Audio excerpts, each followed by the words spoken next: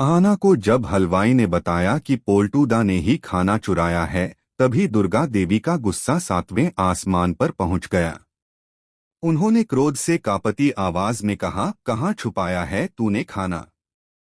जल्दी बता दे, नहीं तो हमेशा के लिए इस घर से निकल जा। दोस्तों, दंगल टीवी के मशहूर शो बड़े घर की छोटी बहू का आने वाला एपिसोड बेहद रोमांचक और भावनाओं से भरा होने वाला है।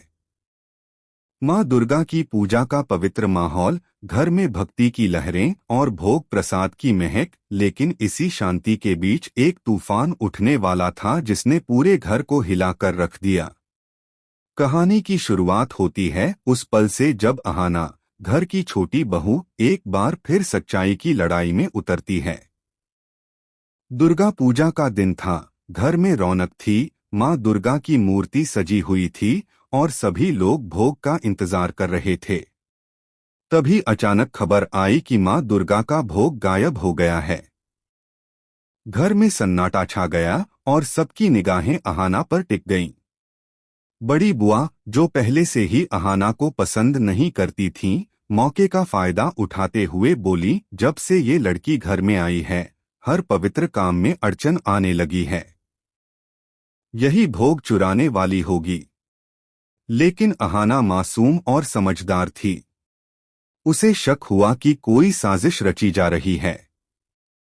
उसकी नजर पोल्टू दादा पर पड़ी, जो सुबह से ही बेचैन और अजीब व्यवहार कर रहे थे।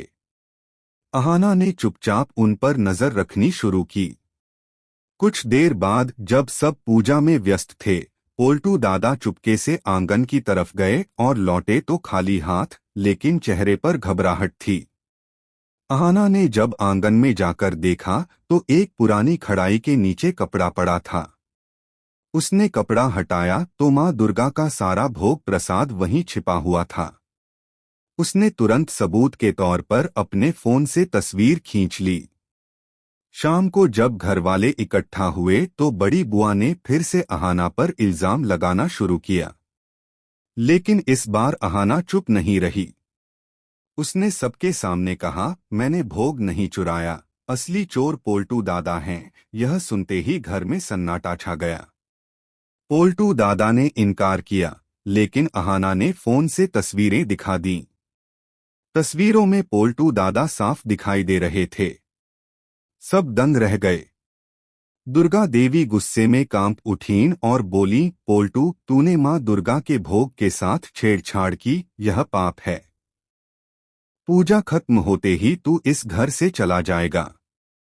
अहाना की ईमानदारी ने एक बार फिर सच्चाई की जीत कराई, लेकिन कहानी यहीं खत्म नहीं हुई।